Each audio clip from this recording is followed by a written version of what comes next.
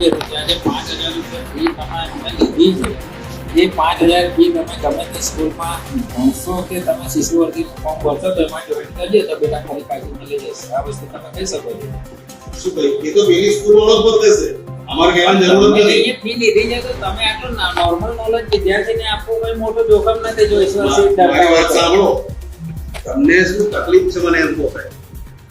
મારે એને શું કહેવું જોઈએ, શું ના કહેવું જોઈએ, ક્યાં કીધું ક્યાં નહીં, બધું જવા દો. તમને શું તકલીફ છે એમ કહો, હું તમને જવાબ આપું. તમને મૂળ તકલીફ શું છે? 5,000 લીધા. હા એ જ છે. હા એ જ છે. મારી મૂળ વાત એ છે કે સાહેબ અમે ખોટા નથી કીધું. ના લઈએ તો અમારા કરવાનું થાય. પૂરી જ છે ને 5,000 પૂરી 5,000. કાલ તમે પેલા એડમિશન કર્યું, કાલે પેલા લઈને ગયા, એમને જોડે 5,000 લીધી. એમને એલસી તો આપી દીધી ને કાલે, અમે હતા જ ને હાજર, તો સરે બી 5 જ કીધું. હું કરું ભાઈ? એસી રાખે હું કરું? તું વાત તો ના કરે તું.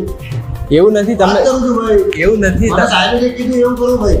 હા વાત સાચી છે. તમે કે મને હજી આવી નથી આલે. આપી દીધી. આપી દેશું ભાઈ. આ સપોર્ટ બેટા ભણાવવા જવાનું છે. છોકરા ગયા બેટા.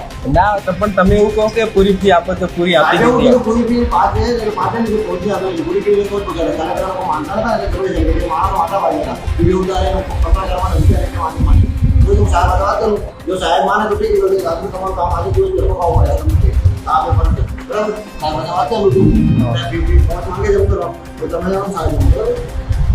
હવે કામ સોલ્વ પતે તો એસી લઈ જાય ને.